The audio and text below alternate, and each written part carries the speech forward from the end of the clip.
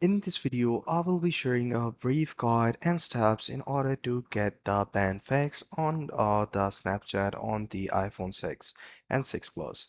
So if you're using iPhone 6 and 6 Plus and you have a Snapchat ban, you must follow these steps in order to get it fixed. So first thing first, restart your iPhone. Turn it off and then turn it on. Then clear Snapchat cache. In order to do that, go to the settings, then go to the Snapchat and then clear cache. If the issue still persists, uninstall and reinstall the Snapchat. Use a different Snapchat account. And if the issue still persists, use a VPN because that could be an router issue. If you have followed all the above steps and still the issue persists, what you have to do is to go to the last resort, which is resetting your iPhone. So once you have done that, if the issue still persists, go and contact our Snapchat support.